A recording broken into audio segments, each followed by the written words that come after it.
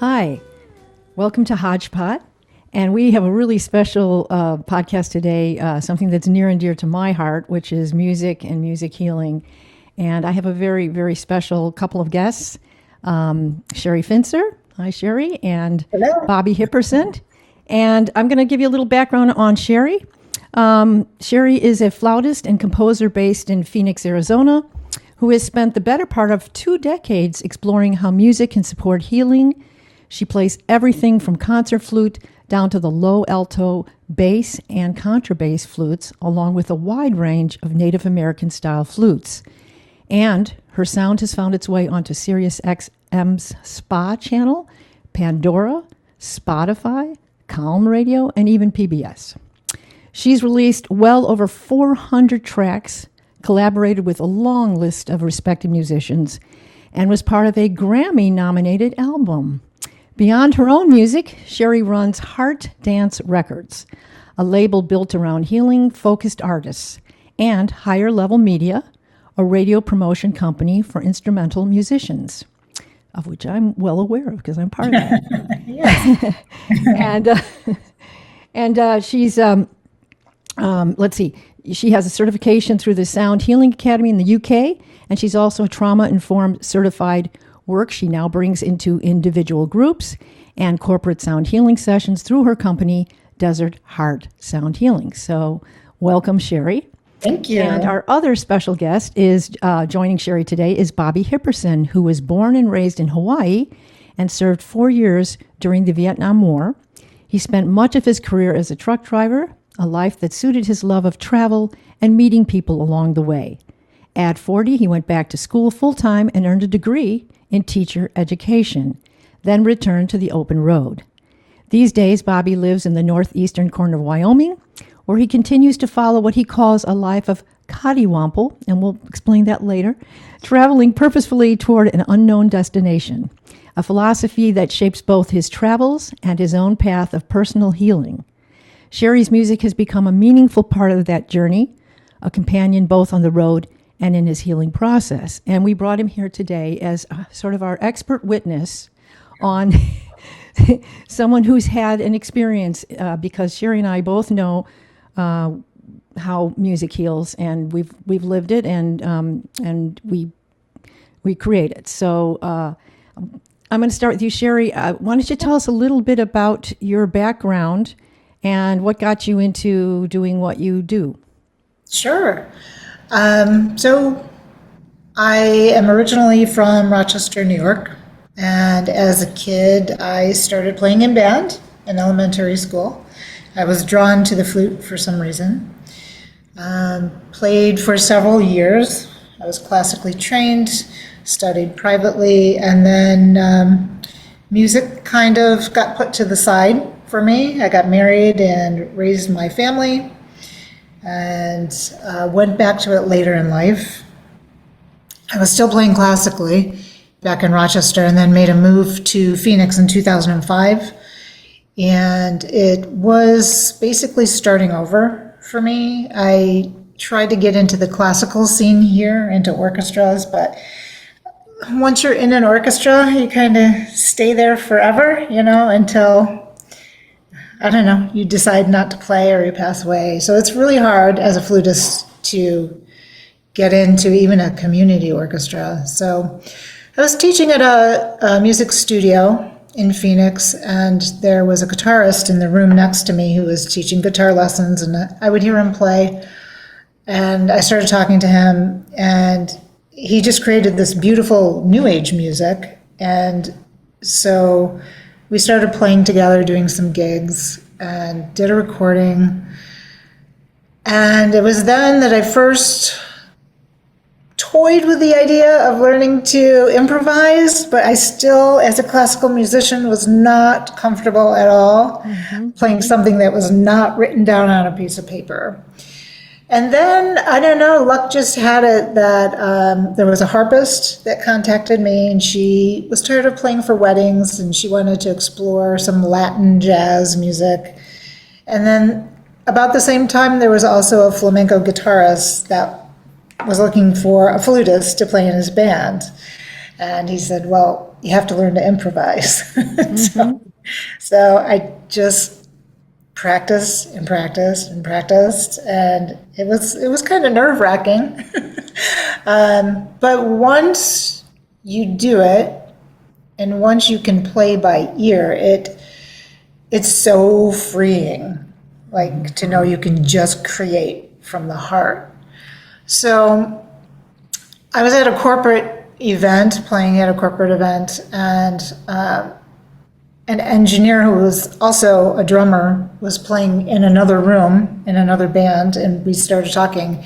So I found out he was an engineer and had a recording studio. And I had said, I would like to create like my own new age music, but I have no idea what I'm doing.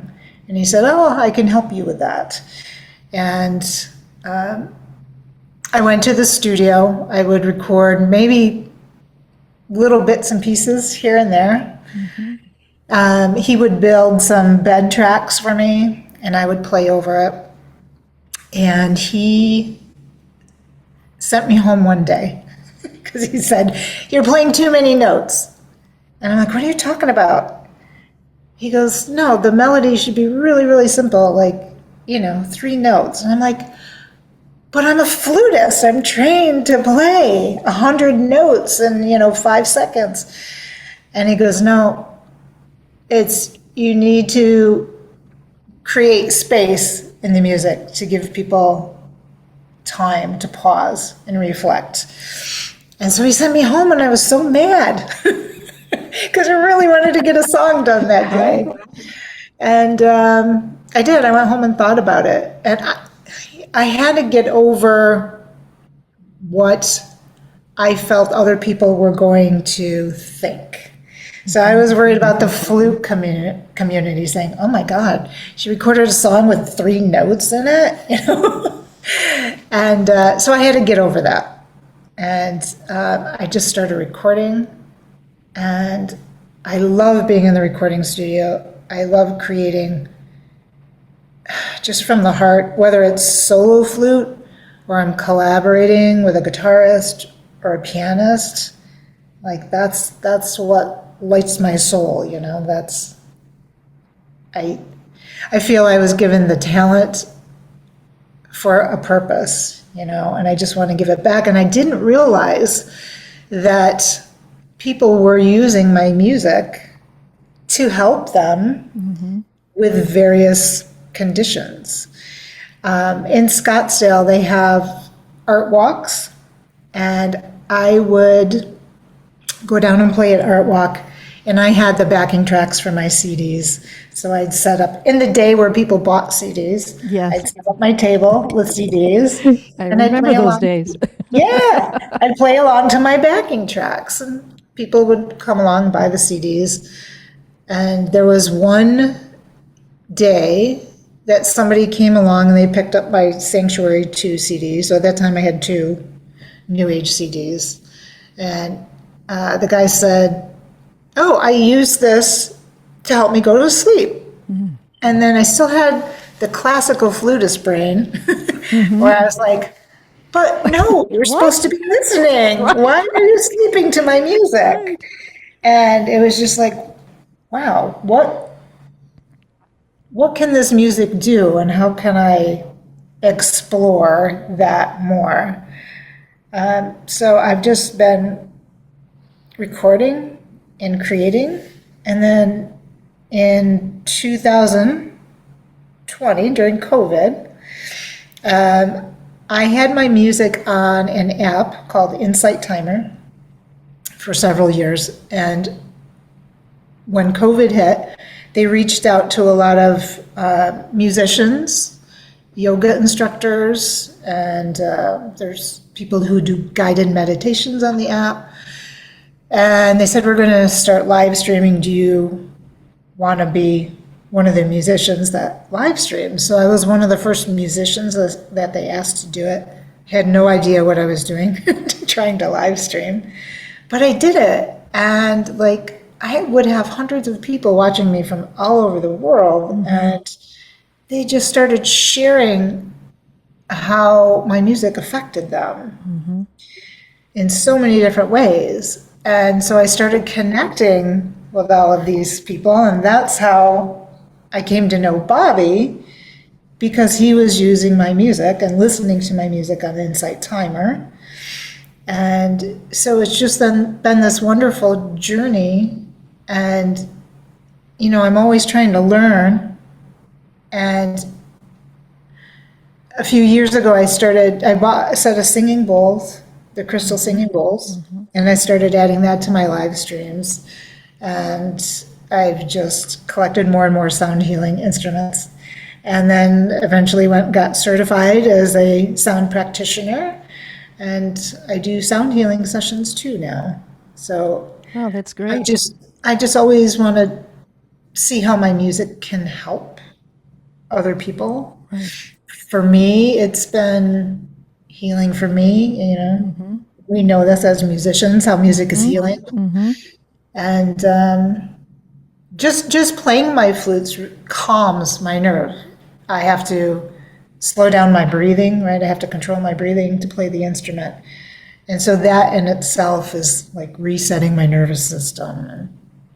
And what you're saying is really important, because the act of doing some of these, some of music, and other arts too, but, you know, with the breathing, with the flutes, with singing is the same thing, and different the instruments. And they are finding now that, for example, there's a study with people with asthma, and that if they sing, it helps regulate their breathing in a way that really helps them from having, you know, these really severe reoccurrences. And again, not to be confused with somebody who's really, you know, got some major medical problems, but that can really help you. And I know I had asthma, and I know as a singer that it helped me, and I know it's helped other people.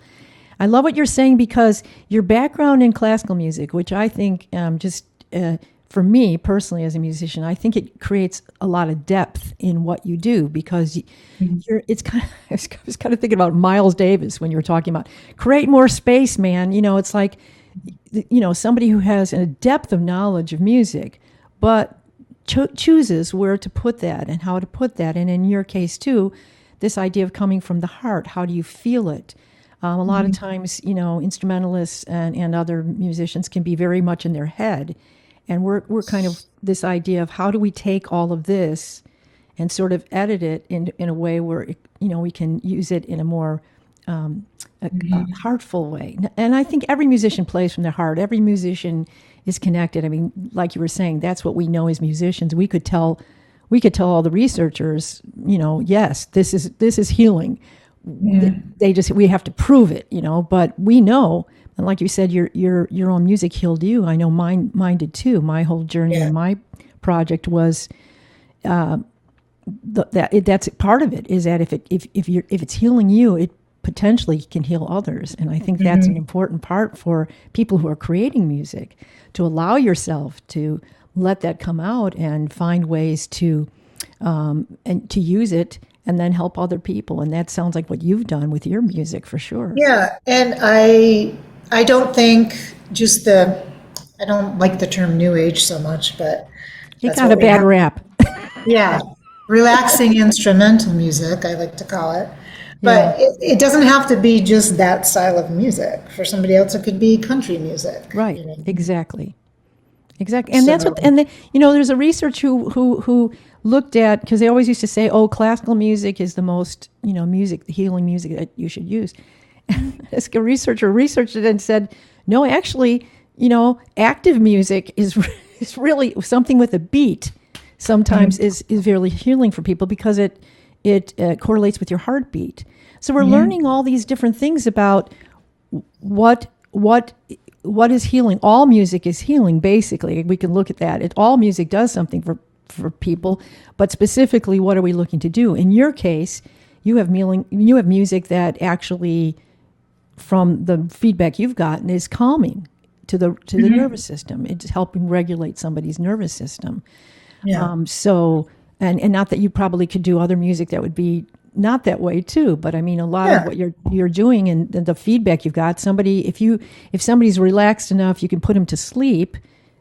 I know. As a musician, we Happens go, in the we sound kind of go, bath. what? You're sleeping? But in a way, it's a compliment because it Right. shows how you're getting into their, brain entrainment and giving them a place where they can, relax and find some peace. And that's Yeah. a beautiful statement. Yeah. And we were talking about,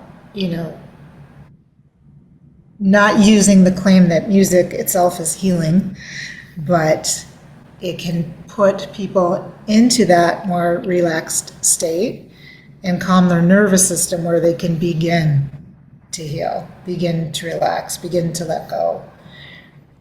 Right. And, so because I want to get into your different flutes, but I know that you play Native American and lower flutes, which you can explain to us because that's.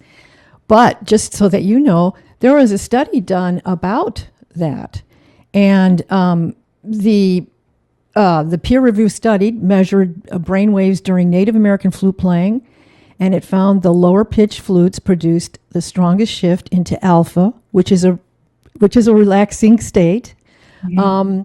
And the same relaxed brainwave state associated with meditation, and that's brainwave entrainment actually measured on an EEG and not just. I think it does that.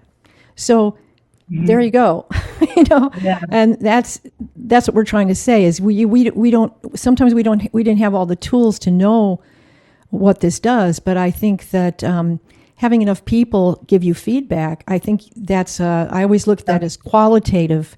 Rather than quantitative, it's qualitative. We're experienced. We're around enough people and we hear enough feedback that we know something's going on. And of course, if this can help somebody and relax them or other things that it can do for them, that's wonderful because music is one of the tools in the toolbox of how we can, have better well-being. Yeah. And I've had people tell me that they're undergoing a medical procedure and they don't want anesthesia and they'll just listen to my music. And it's like, wow.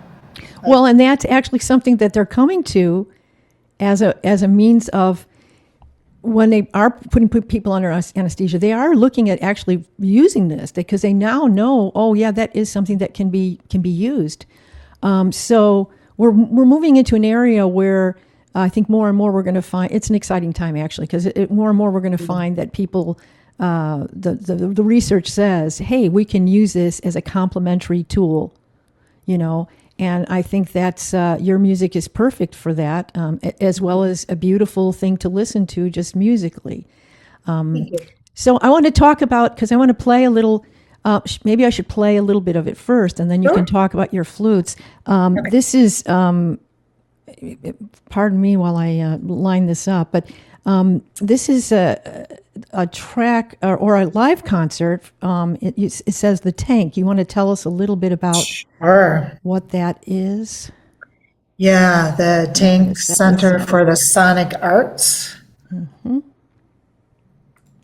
Are you playing that first? I'm going to play that, and I'm taking it not right at the beginning. So I'm going to play a little bit of this, and then let's see. Let me get this playing here. Yeah. It's a long video. Yeah, I'm going to take just an excerpt. Yeah.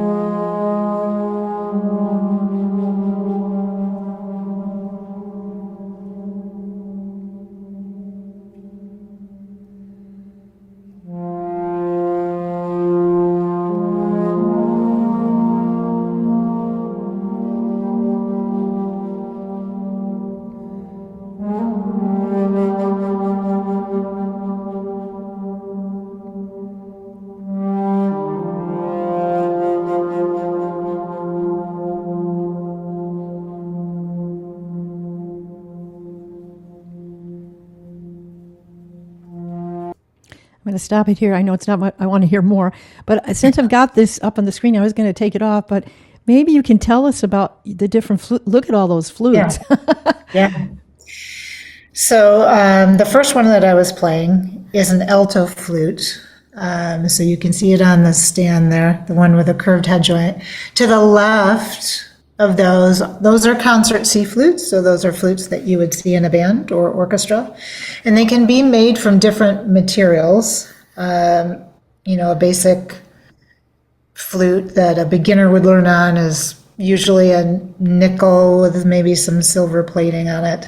They can be solid silver. They can be gold, 14 karat, 24 karat. They can be platinum. They could be wood. And they can be plastic. I think the two there are both metal flutes. And then you have the alto flute, which is a fourth lower than the concert C flute. That particular one is made from gold brass, so it would be the same material as a trumpet or trombone. And then the white one is a bass flute, and that is a composite plastic material. If that were made of metal, most of them are metal, it would be much heavier, and I wouldn't be able to stand and play it. It would just be too heavy. So I love these flutes. They're made by a company called Guo, G-U-O, and they're lightweight, and they play great. And so usually when I do a concert, that bass flute is a favorite as well as the alto. But sometimes the favorite are the Native American flutes, which you see to the right of me in the picture. And it looks like I've got 4. You probably can't see them all because that stand holds a lot of flutes right there. It looks like there's 5 of them on there. Yeah, the one in the middle is actually a Chinese flute, a zhao. Oh. Yeah, and that's in the key of D. So the Native American flutes are made in a particular key. So, and they're all based on the pentatonic scale. So the larger one to the right is in the key of B flat. I think the one to the left is D. So if you want to play in different keys, you need different flutes for each key. So if you go to a concert where somebody's playing Native American flutes, they may have multiple flutes. So that's why I have so many flutes hanging on my wall over there, because I have all the different keys, right? Sure. And then they're made from different woods, and each wood can sound different, and the thickness of the wood. Some basic flutes are made out of cedar, and the walls are a little bit thinner, and so like that B flat. I'm trying to remember. I think it's ash, but it's very thick, so. They all have their own character and their own, personality. And that space is really interesting. It has an amazing sound. I hope. Yeah. I'll put for people who are listening to this, I will put this in the notes of the Substack of where you can find this whole video, because the sound in here is amazing. Yeah. Did you notice when I switched flutes? And I took the alto flute away, did you notice that you still heard the sound carrying? Right. So that is a big tank, and it was originally built to be a water tank for the Rio Grande railway system. It was never used. It was abandoned.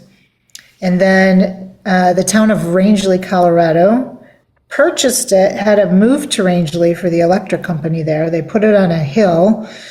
And then the engineers said, if you fill that with water, the hill is going to collapse. So it was abandoned again until Bruce Odlin came through town. He was a sound engineer and was working sound for a group called Room Full of Teeth. And I don't know if you're familiar with them, no. Just a vocal group. And some people from the town took him in there to hear the sound. And he was just amazed. And so then he did a Kickstarter fundraiser to save the tank. And so now it's a nonprofit organization where people can go and record or do performances. But the reverb lasts up to 45 seconds in there. Wow. So when you're in there and, with They close the door and you can have the lights whatever color you want. You just feel like you're not even on Earth. It's Right. just like you are in another dimension somewhere. And so usually I go record my solo flute work there, and I'll just go in, I'll like book 2 days, and And they this is do. in Arizona? It's Colorado, Oh, Colorado. Western, I'm sorry, I misspoke. yeah, Colorado. Western Colorado. And I just play. I just pick up a flute and play. Sometimes I have intentions in mind, so I've recorded songs for people. Sometimes they've been for people who have passed away. Sometimes they've been for people who are still here. Dedications to somebody's mother. I'm trying to remember. I did the album Connections, and was that 2020? Yeah. 2021. It was during COVID, and those songs were all songs I recorded for people who I had connected with on the Insight Timer platform. And it's been such an amazing journey. I've met so many amazing people, and it's just been an honor to create music for people's loved ones, or people who have passed away. And so sometimes there's some intention with what I create there. I let people pick the flute they want me to record on, and but mostly I just go in there and play. And I don't. It's like, where does this come from? I can leave after 2 days with 80 tracks. I just play and play. Well, and it's So, gotta have an effect on you too. I mean, I can imagine. As for me, I like to improvise as a singer. I love spaces like that because of the. oh, you would love that. You And would it's love like it sort of makes you, for lack of a better word, kind of high too. Puts you in Yeah. another space as well. Exactly. So it must be like a wonderful experience to go in there and record. Yeah. So, wow, that's an very interesting story. And I just wanted to say this too. I mean, the things that you're doing, Jonathan Goldman, who's like one of the sound healing people, I'm sure you're familiar with him too. He's very well known. And his thing is always about the intention. That what makes something even more powerful is the intention you put in.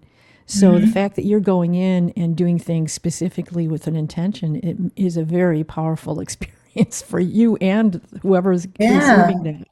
Yeah. So, yeah, I know I'm going to get to Bobby here in a minute, but I want to play because I also love your Native American flutes, and I want to play one of the segments of that as well. It's one of my all-time favorite things is listening to Native American flutes. They're just so beautiful.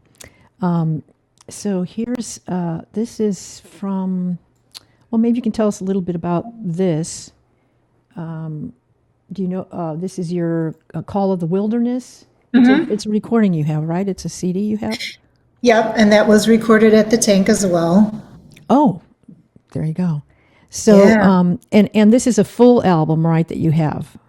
Yes. Okay, so I'm going to start this Yep. one at the beginning, and I think we can almost play this whole thing. Let's take a listen.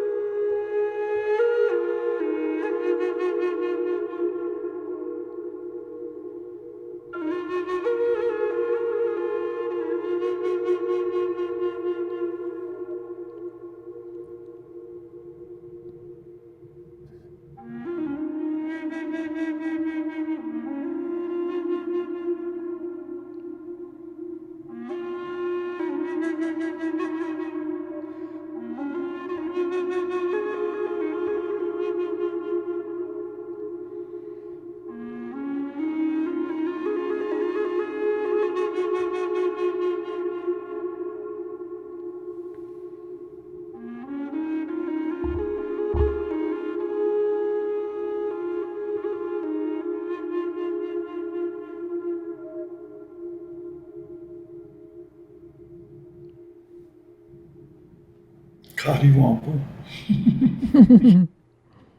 Yes, for sure.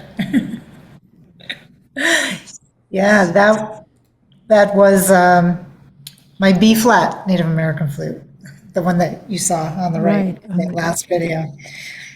Yeah, Yeah, and I wanted to play that whole thing because it's so beautiful to listen to that with all the nature. And I mean, I always think of when I hear Native American flutes, it always takes me into nature. And so, I noticed you had like three different flutes in that video.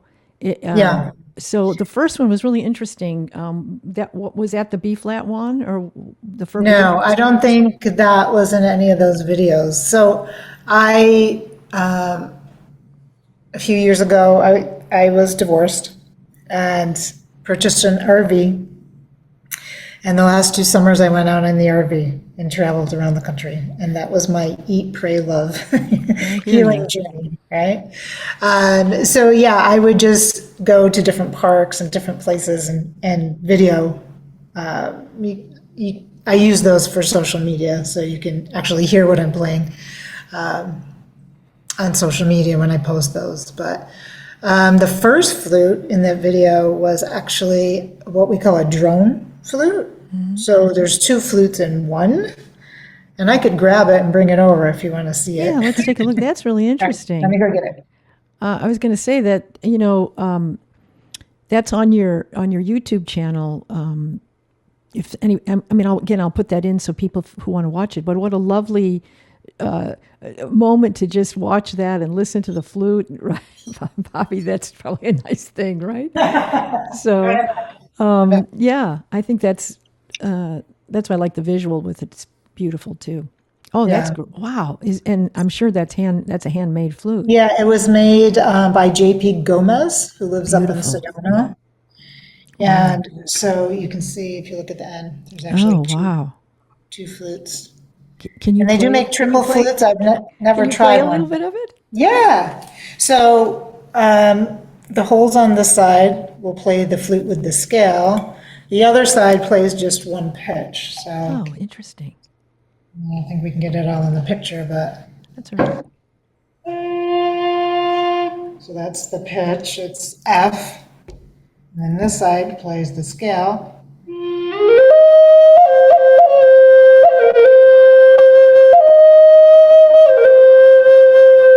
If you put them together,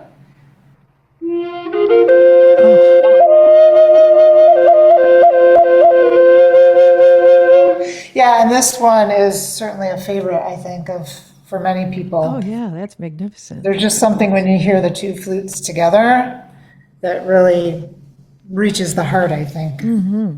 Oh yeah, that's beautiful. And I know that. I mean, I just want to. Could you play for a little?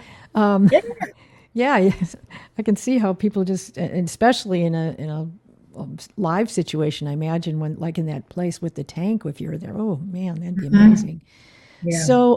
So I know, want to bring Bobby into the story here because I know he's got, we as musicians, we talk about, we know, from doing it, and we just intuitively know that things work in terms of healing modalities for us, and we always hope that it's doing it for someone else. And like I said, we're getting to the point that things are being able to be scientifically studied, and yes, the result. Guess what? The things we thought were happening are happening. Yeah.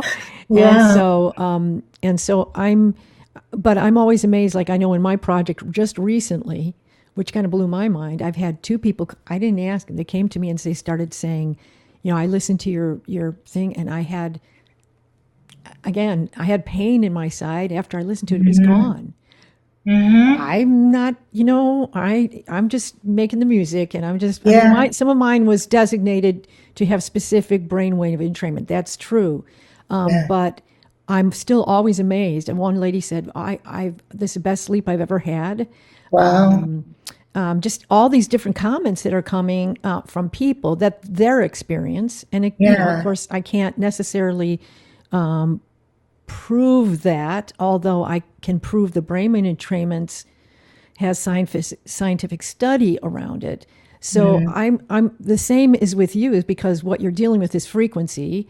And like I was saying about that study they did out the flutes, so we know there is a connection between music and whether it's something that, like you were saying earlier, it could be somebody listening to a country song and it relaxes them, or it brings them back to a time where they felt good, and that creates a good feeling. Or in Alzheimer's patients, they've just discovered that if you bring music to people who from the past was in their past, it can light them up again because they feel a connection. So we have all these different things going on with music in so many different aspects. And I know, Bobby, you had an experience with your music. You want to tell us about that? Yes. Yes, I have, from my time in the service in the military, I have tinnitus, and it would get progressively worse.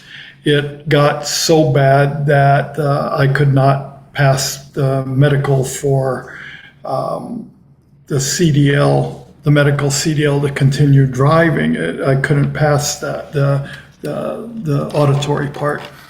And So turns out that the VA was helping me to deal with the tinnitus, and the Portland VA Medical Center had developed a program where they paired audiologists through hearing aids, not to help you hear, but to help you cope with the tinnitus, and psychologists, because they realized that unresolved or untreated tinnitus can literally drive you mad.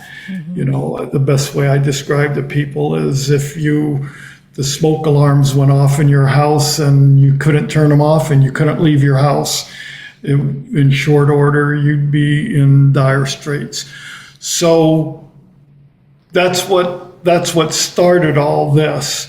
And on the audiologist side, they would create masker programs. You've heard, you can get them at like Walmart, a little noise machine, have ocean running, or people would ring in their ears. Tinnitus would have to have the radio on or something like that. And then some of us, it is so severe that doesn't work. When you start looping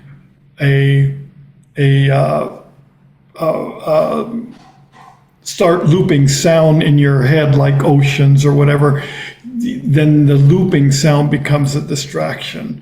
It doesn't work.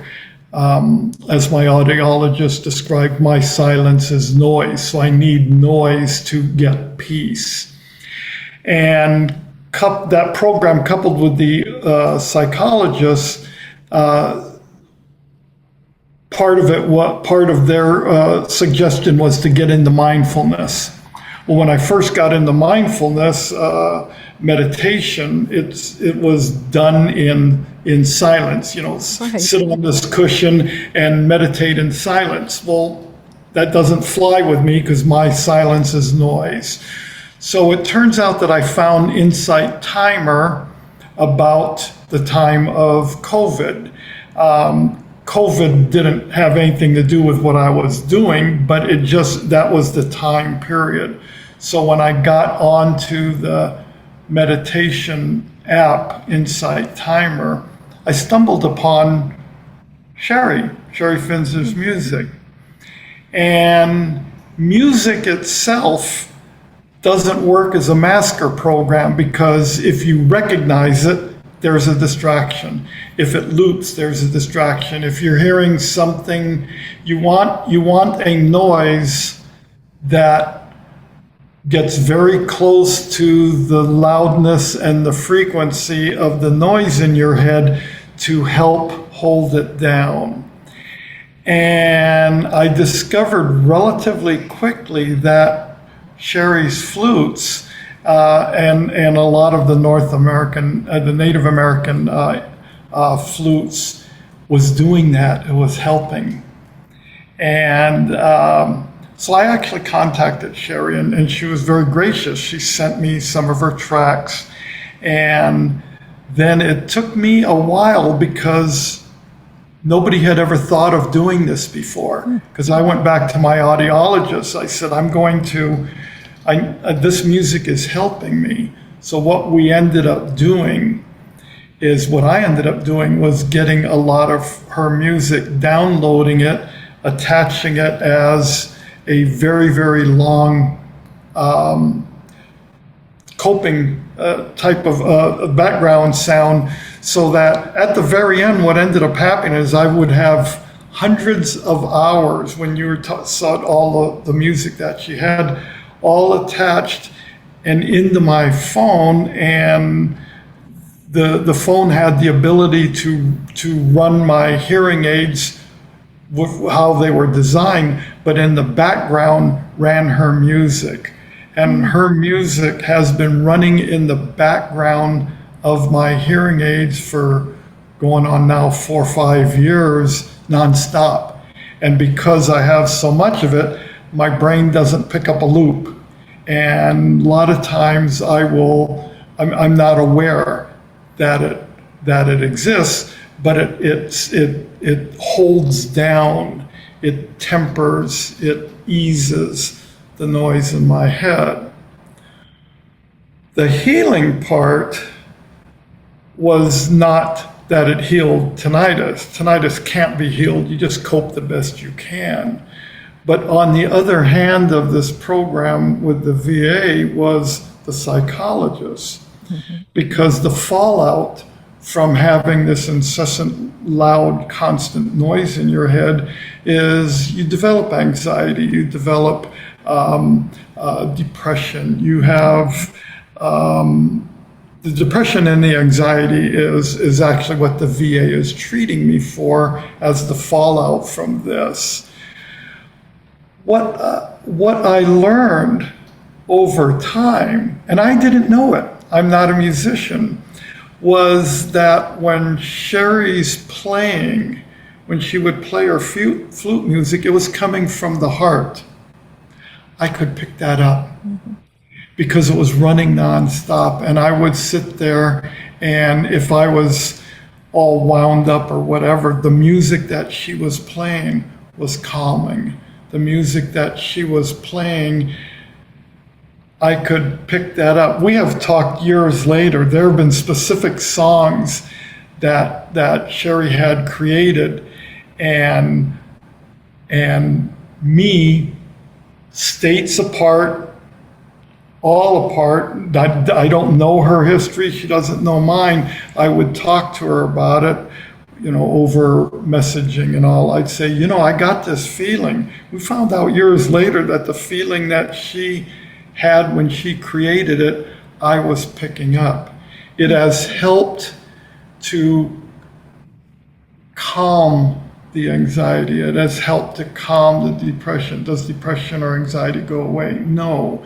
But the healing part is none of it ever runs away from me.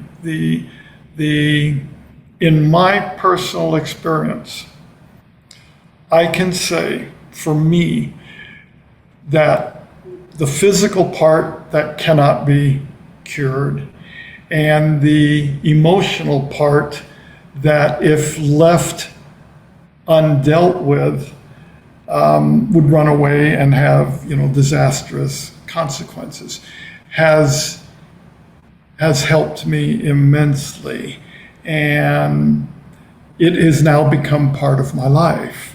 It's her music, and now as I've done this for several years,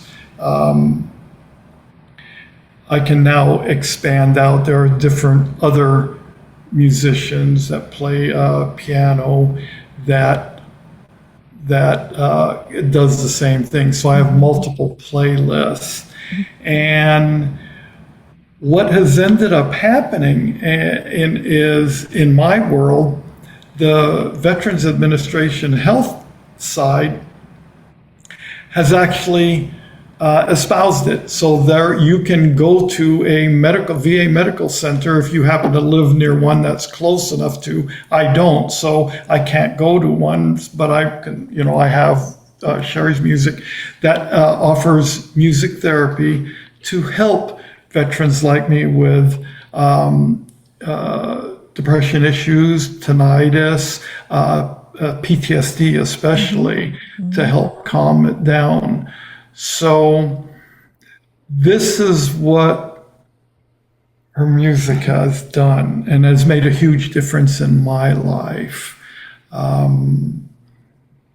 I've often said I would not be here today if it wasn't for the chance connection of the VA's program to try to help me with massacre programs and conventional therapy, conventional psychological therapy, and me accidentally running into Sherry, who I can say it because I'm the one who benefits that it is healing music, because it helped me, and and there are degrees of healing, of course, and anything that makes my life where I can exist, make the huge difference.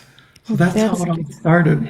Yeah, first of all, that's a beautiful story, and I'm so happy that you found something. I mean, I can't imagine how painful it must have been to have to deal with that, for one thing. Yeah. And I know that what you're talking about is quality of life. That Yes. and I think a lot of times in the medical world, we're so busy trying to keep people alive, we forget about we need quality of life, not just being alive. And so your story really speaks to that. And I do know that there have been real peer-reviewed research showing that many veterans use music now for their own, to help regulate the emotions and PTSD and all of that. And there's many programs, and it's nice that they've collaborated in that way to make it accessible to you, which is, hopefully where a lot of this will go in the future, is how can we collaborate with medical, our medical associations and in helping with quality of life. But in your case, which was really interesting, is that you found in some ways, you found your own healing mechanism. Is just an accident, but that's what happened. And because of your story, perhaps other people can build on that, because the tinnitus thing is a tough one, really. Yes. And I think, I don't know enough about it to really speak about it, scientifically or anything like that. But I would think that what you're saying is, if you're matching the frequency, and it keeps it from not being, it almost muffles it in a way, because you're not really hearing it all the time. You're hearing that and then other things around it. But that's a real difficult area. So somebody should come and see you and talk to you about this, and Sherry, and I mean, gosh, what the heck. So maybe somebody will listen to this, and because that's an amazing story. And Sherry, that's got to be like amazing for you to think that your music has that profound effect in a very specific way too. Yeah. I mean, I remember when he first emailed me to explain this, and I was like, wait a minute, how can it help with tinnitus? Because my father was hard of hearing, and he wore hearing aids at the age of 30. And when I was playing flute and all through school, he could not stand to listen to me play, not because I wasn't good, but he couldn't stand hearing that in his hearing aids. Frequency would bother him. He would never come to the concerts or anything. So in my mind, I was like, how can my flutes possibly help with tinnitus? Like when my dad couldn't even, listen to it. So that was just amazing to learn that. And I talk about that in the live streams too, because Bobby's at almost every one of my live streams. And I'll mention how people use my music, and they're like, tinnitus, how does this help tinnitus? And then Bobby will jump in, because there's a chat, while I'm live streaming, and people will just chat, and he'll explain how it worked for him. Yeah, So, I kind of was, doing a little research on tinnitus. There's not a whole lot of things around music, so this is to me a very interesting point of view, and would be something that I would think somebody would want to look into. And again, we're at a point where if we can at least hypothesize the possibilities and get some people out there researching this, because there are people looking for projects to research. And if you've got an actual case where it's like, okay, we don't know why, but it worked, so let's take a look and see if there's something to this. And so we'll put that hypothesis out there and see if somebody in the scientific community can jump on this and kind of figure out why that would work. And maybe if people could use music for that, that would be just an amazing thing, because he got the double benefit of it. He had the benefit of the tinnitus. He had the benefit of your music, what we talked about earlier, that it has that.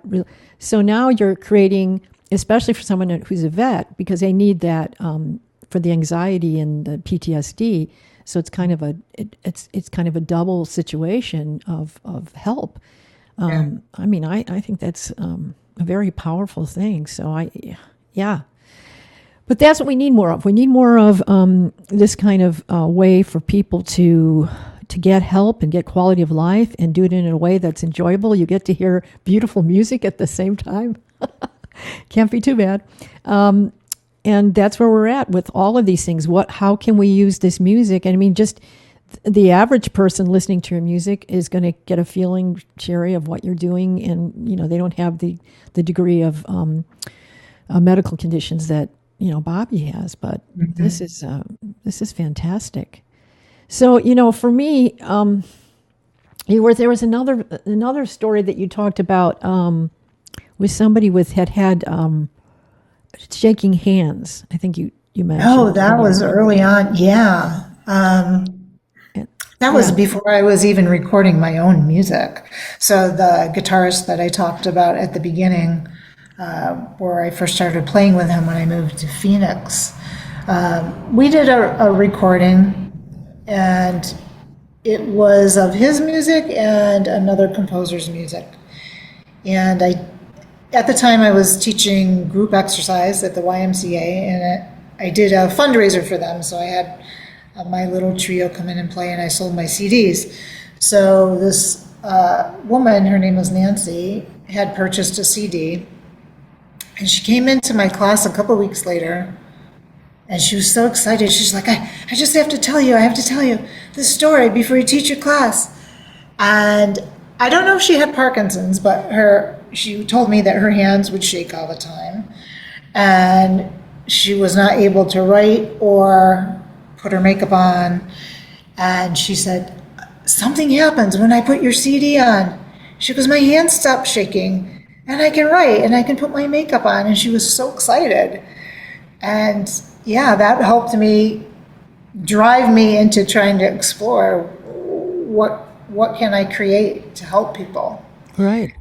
When you see, and in her case, it's hard to know what she had, but it's possible that she was just experiencing coming out of a body of a stress response, and there is evidence that shows how calming music lowers the physiological arousal that causes shaking hands. So there you go.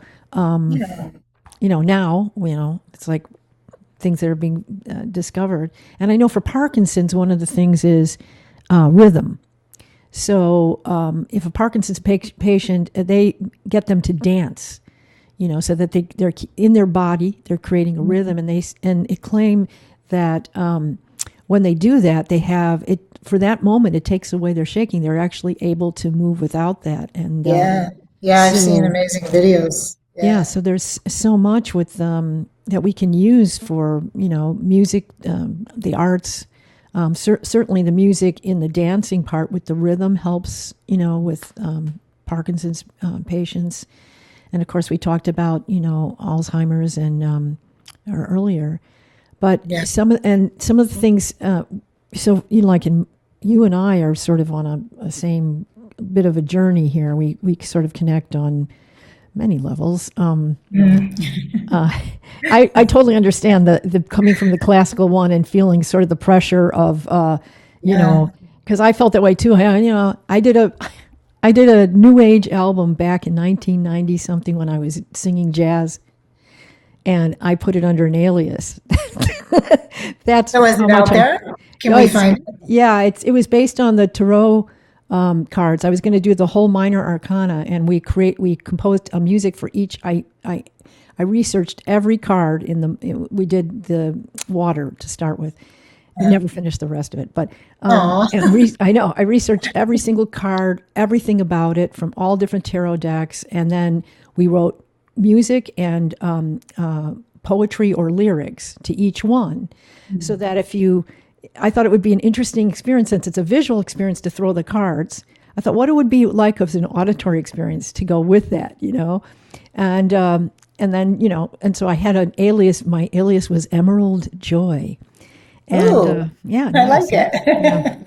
And so, I was like, because I didn't want anybody to know in the jazz world that I was doing any kind of new age music. That's very creative, though. I like that. I like how you think. So I get it. I get that feeling. But I mean, and now I don't care because I figure, it's like, you're bringing your heart to your music and what you want to do and where you're going. And obviously, you've created an amazing experiences for other people and for yourself. And so I think that's the most important part of anybody. And this speaks to people who are out there who are like, follow your own heart, follow what moves you.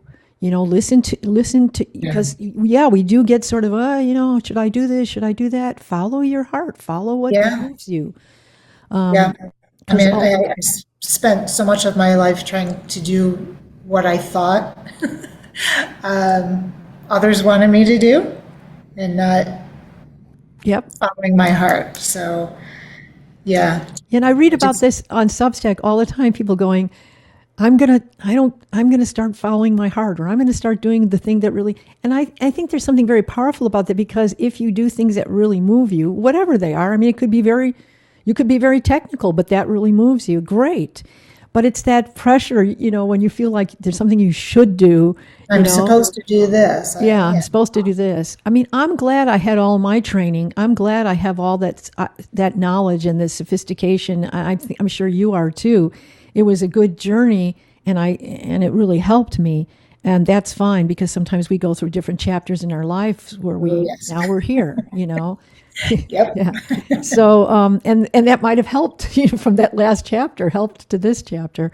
So we're not talking about not doing something, just because you don't want to do it. I mean, no, if you're moved to do it. I was moved to learn music, and I studied classical music. The joke when I took classical music was in the days when you couldn't find a vocal teacher to teach popular music, because it was blasphemy. Basically, they thought it was horrible to sing any kind of popular music.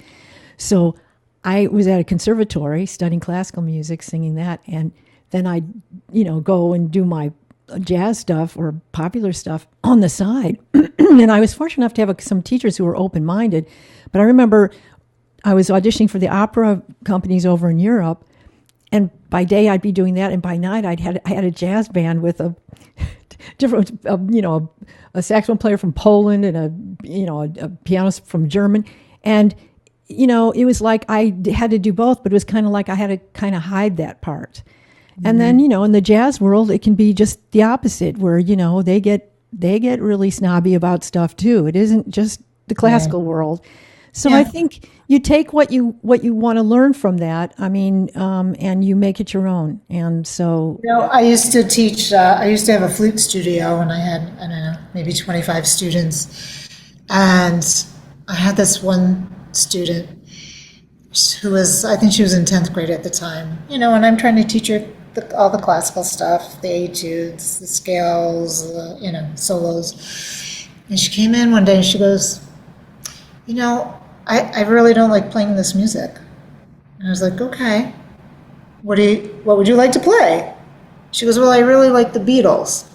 I go, okay, let's find a book that's got Beatles music for you. And we just worked on Beatles tunes for a couple months.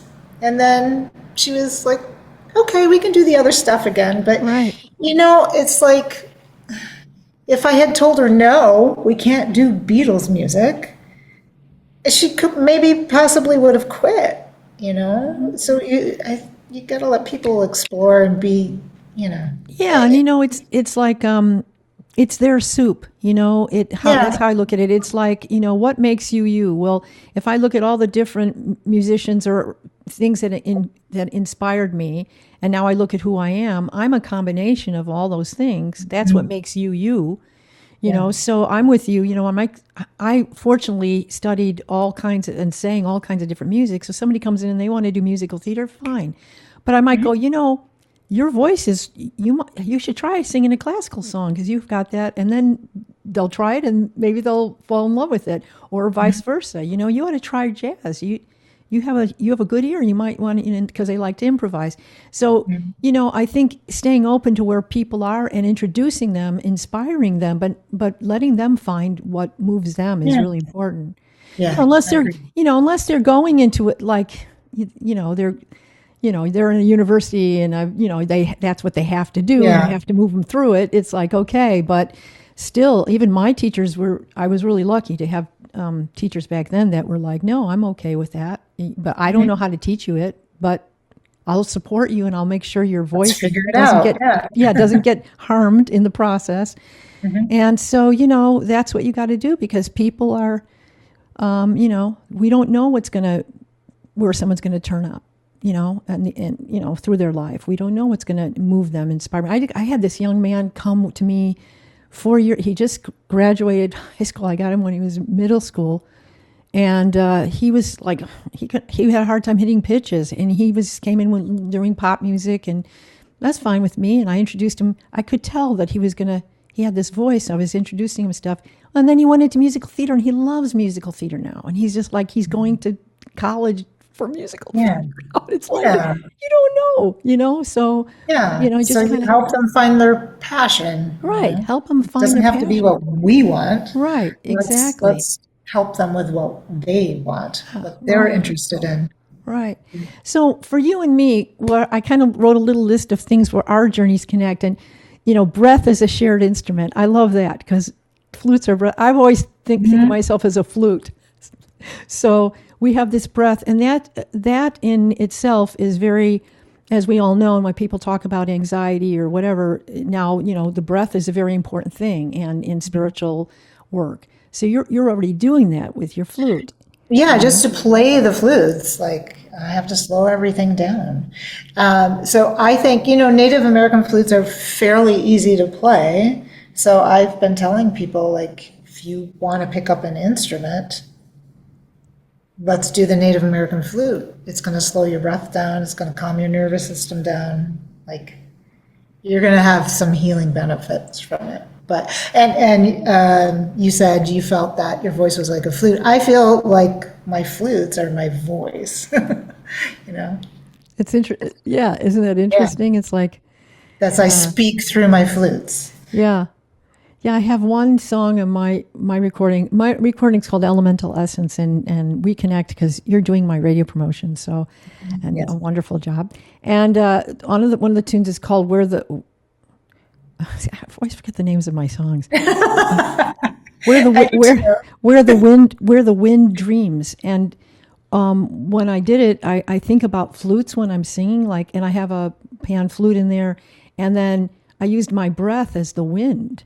So when you hear the wind, it's really my breath. So the thing about the breath is really an important part of people working on healing too. There is something to, obviously we live on air, so it's a very important part of our lives.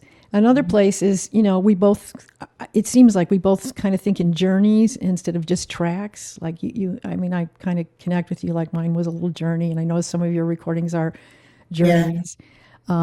And we've lived, I'm going to say for myself, traumatic. I don't know about you, but okay. Yeah. Lived traumatic experiences that, Yes. created some of our music, which in itself is healing to people, because if you can take a traumatic experience and do something creative, it puts the focus, at least in a direction that's healing for you, as opposed to something that could, not be so good for you, like addiction and other. I'd rather be addicted to creativity than Yes. something Yes. else. We've had our own listener feedback. Obviously, you've brought someone in who has an amazing story, and for me, I'm writing a book about my experiences with vocalists, because I see so many connections there in so many ways. And we're builders, not just performers. We've founded, you've got your Heart Dance Records, your Higher Level Media, and your Arizona World Music Initiative. And, I'm the same thing. I have my Vocal Visions, which has been with me for a long time, and that was my record label, and before it was hip to have one. And and then, I've done other organizations and things like that. So, I think we like community and building things and that. And So, I mean, I think for you and me, we have this journey that we've been taking, and we've seen it. For me, as a kid, I saw it with my mom when she would play music, and she was really upset. As a little girl, I noticed the transformation, and so I think all along, I knew that happens, and of course, there was nobody that could ever. Back then, it was kind of woohoo, right? Even, all this stuff was pretty woohoo. Now it's becoming a thing.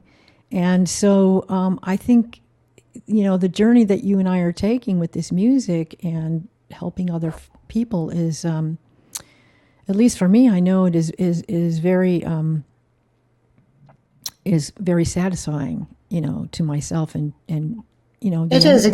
It gives me purpose, because you have those days you're like, why am I here? Right. Right. What am I supposed to be doing? And it always seems like, when I'm in one of those funky moods, like maybe I shouldn't do this anymore, I'll get a message from somebody, saying, oh my God, I heard your music today and I was so depressed and I feel so much better now. Like just simple things like that. And it's like, oh yeah, that's why I do this. It helps us to remember. Yeah. It helps us, and then it's the satisfaction of knowing that it helps other people as well. Even if it's weird. Sometimes you're not trying, and that's what it does. Yeah. So. And I'd like to think that when I'm no longer here on this earth, that my music continues to help people. Well, this one music healing person that I worked with said this really beautiful thing.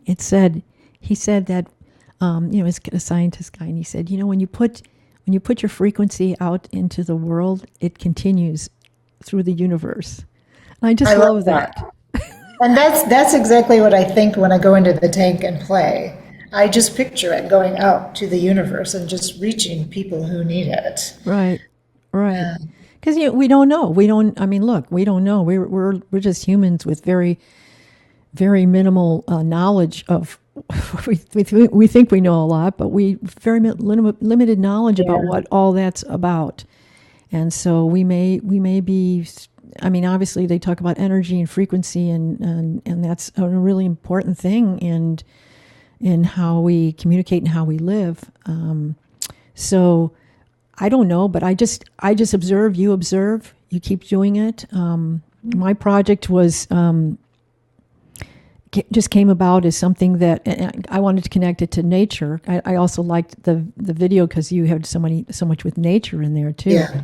I wanted to connect mine with nature, so I did the 5 elements.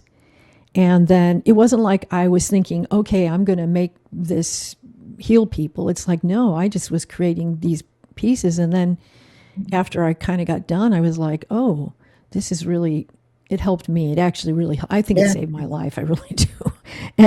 And so when I got done, I was like, oh, and because I'd been, researching all this other stuff. What if I put all these actual binaural beats and 3D enhancements to all of this? Could it make it more potent, Mm-hmm. And so from what you're doing, your flutes have a certain frequency range. Mine just cover a little bit broader range because of the brainwave entrainment in it.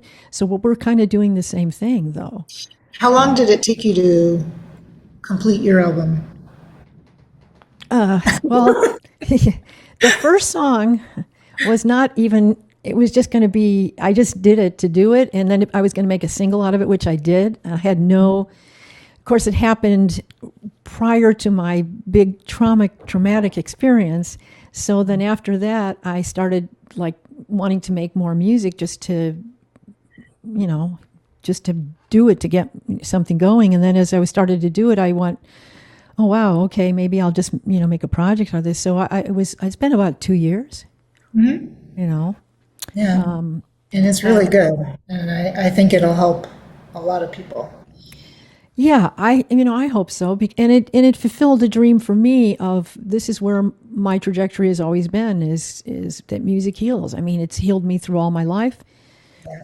I mean, you can relate to this. I'm sure, It's like always there for you. it's always there for you. And there were times, I mean, I'm a cancer survivor. There was a time where I couldn't listen to music. This is interesting for you, Bobby, because actually listening to music was upsetting to me. So I relate a little bit to what you're saying. And people would say, how can you say that? It's like, I just couldn't, it was like too much. And so that was an interesting experience for me as a musician, because, I'm listening to music 24/7, and I had to silence. And even noises around me were really caused anxiety. So, you just never know. The human body is a really interesting thing. You never know when things get tweaked. For whatever reasons, they get tweaked. Trauma is tweaking, and you don't know how it's going to affect you. So, yeah. And everybody's different. Everybody reacts differently, right? I like to say everybody's the same and everybody's different. Yeah. So what works for one person may not work for another. Exactly.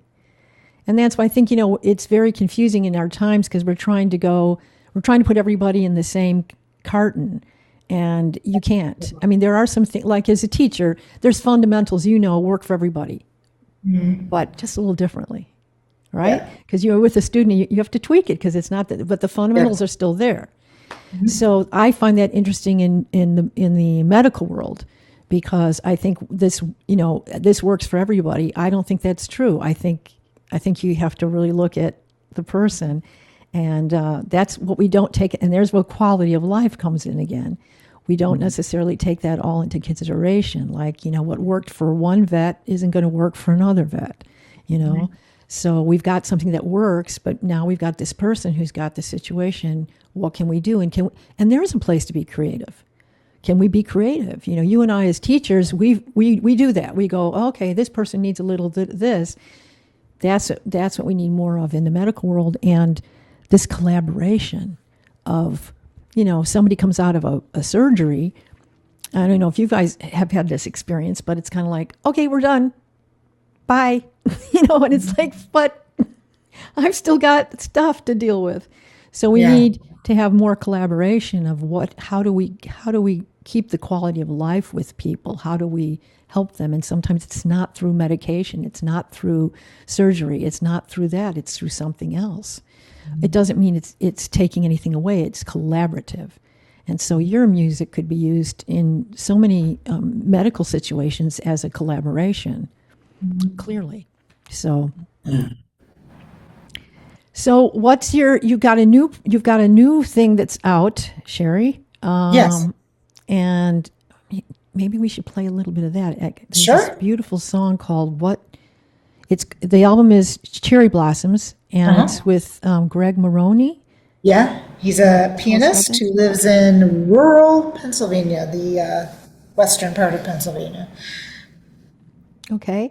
And, I chose this song. Maybe you can tell me about it, because it just kind of moved me.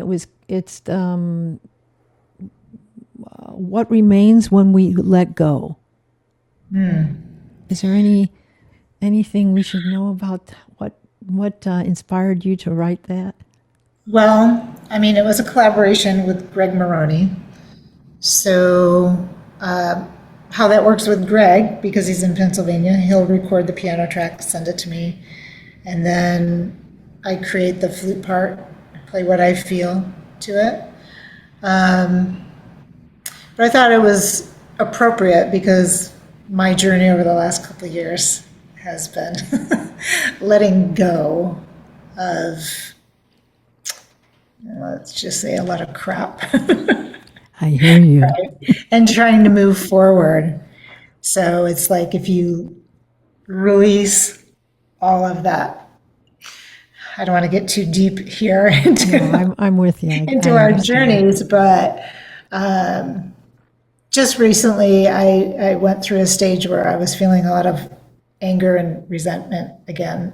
And it took me a little while to, I knew it was not good for me. I knew I was stuck again.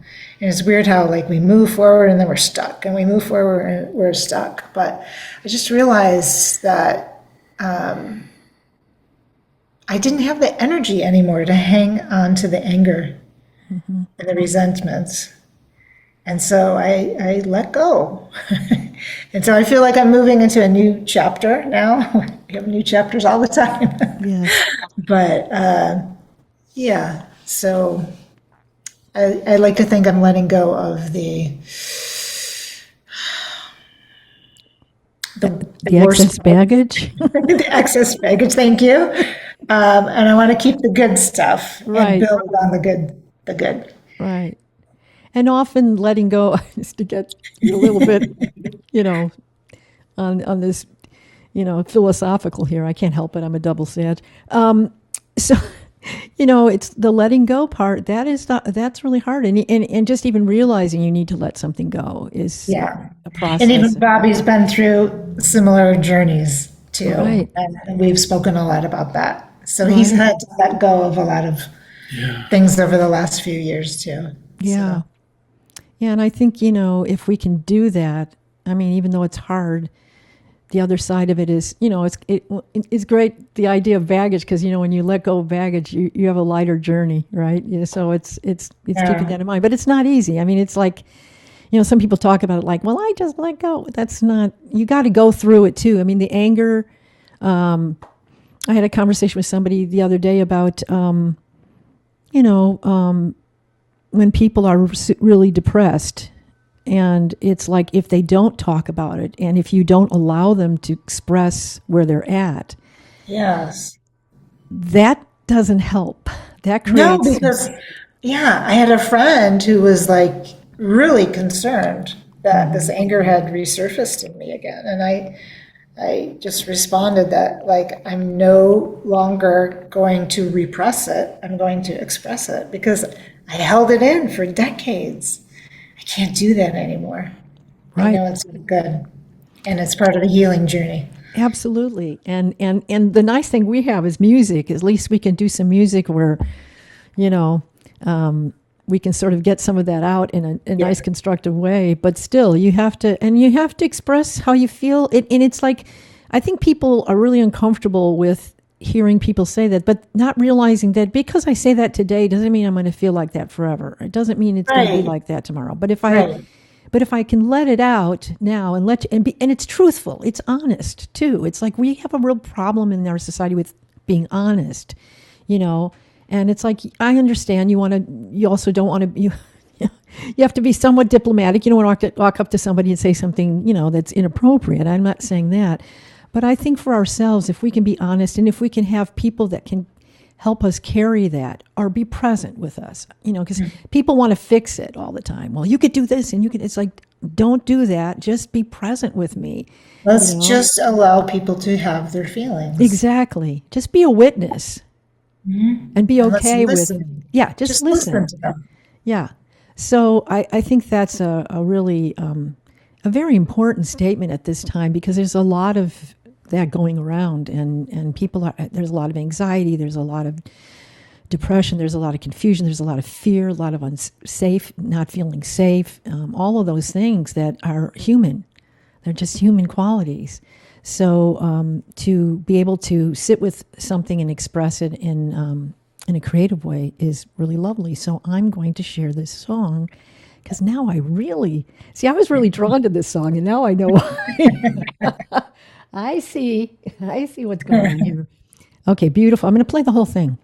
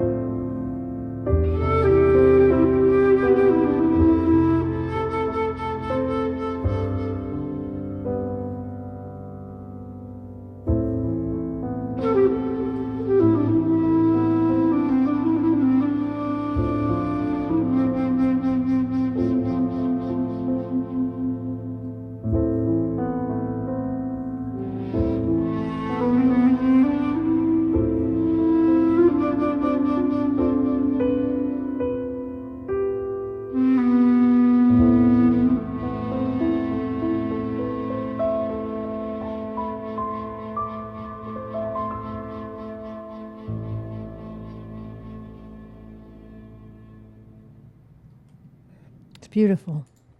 Thank you. Absolutely And gorgeous. When I hear it, when I remember when I first heard it, I heard the letting go, but I also felt, and I'm not sure if it's from Greg's piano or from yours or both, but the hope, there was the feeling of hope that came along with both of them together. yeah, Yeah. I think all of us would be in agreement if there's somebody watching or listening to this podcast and is struggling with letting go, that there is something amazing and beautiful on the other side. Yes, yes. If you can just let go. It's hard to trust the process sometimes, but And it's the acceptance is of letting go and letting something else come in. yeah, and the visualization that I have when I'm letting go is if it's with another person, I picture them like sitting in a rowboat and we're on a lake and there's a rope between us, and I just slowly let go, and I wish them well on their journey, but I just let go and I see them drifting away. That's my personal visual on that. It's beautiful. Really nice. Yeah, that's A beautiful. lot of And times with her music, for me personally, dealing with my specific issue, and the artist wouldn't know that. They wouldn't know who is listening and how it affects them. And so for me, the hard part is letting go of the desperation of knowing that it'll never end. And so the feeling that comes through, that's what I was telling Sherry as the song ended, is there's this feeling of hope. What do you hope? It doesn't matter. The feeling of hope itself breaks that little internal cycle of the hamster wheel in your head. And it makes a difference. So I think artists like you and like Sherry make a huge difference in a person's life. And unless, like in our case, where we contact each other, you'd never know. If I never contacted her, she would not know what a Yeah. huge difference she made in my life, which she has. Yeah. So, with you as well, Yeah. like you might hear from a handful of people, but you don't know you can be affecting thousands of people who just never reach out to you. Exactly. As I know we do ourselves. I mean, I'll listen to something and it's so moving, or it's helped me through a thing, and I don't necessarily contact the person. But that's see, the same thing you were talking about when you do your music and you put it out. That's you're Just letting it goes. go, Yeah. Yeah. letting it Exactly. go. But of course, in that term, it's easier because it's a more positive thing, like I'm letting it go. But when it's a grieving thing, it's a little harder because because you're still holding on. Yeah. But that's beautiful, and it's so nice to hear from somebody who's, on the receiving end of that, and how it affects you and how you interpret that.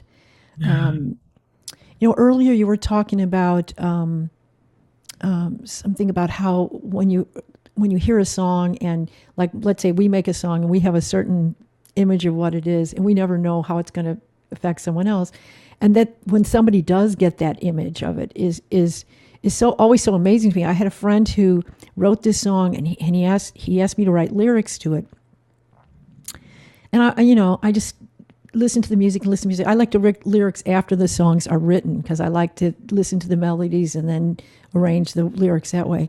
And I wrote these lyrics, and when I showed it to me, he goes, "Oh my God," because I wrote about these two people dancing together. And he said, when I wrote that song, I was sitting, he was like in Hawaii or somewhere, and I was sitting somewhere, and there was two people dancing, and I was writing this, like, because they were such a beautiful dance, and seemed like they were so in love. I had no idea.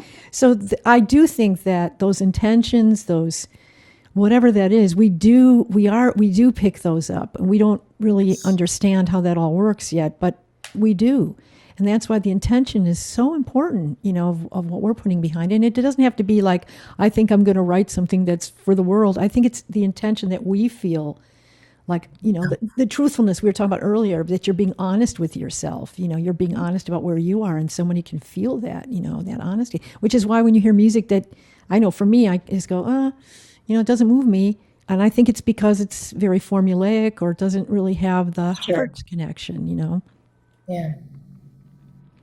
So, well, I want people to know where they can find you, Sherry. Oh, well, they can go to my website, sherryfinzer.com. My music's on all of the streaming platforms. It's on Bandcamp, and I would love for people to find me on Insight Timer. And just, if you don't listen to me, just check out the app, because there are amazing teachers on there that do breath work and yoga and guided meditations, and a lot of great musicians on there too, creating relaxing and healing music. And you have on your website, you have also a page for finding different artists as well.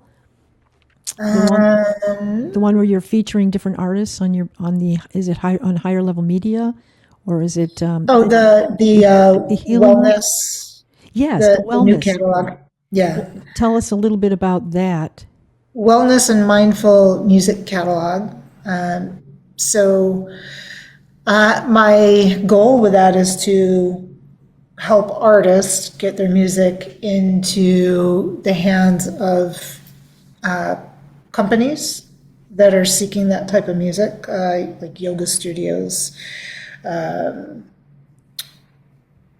wellness centers, people who do meditation. There's some specific places in mind that I don't want to mention, but yeah. So they can find that on your website, or is that on a different So website? it's a wellness music catalog, and there is an artist directory there of artists who create relaxing and healing music in the new age or ambient genres.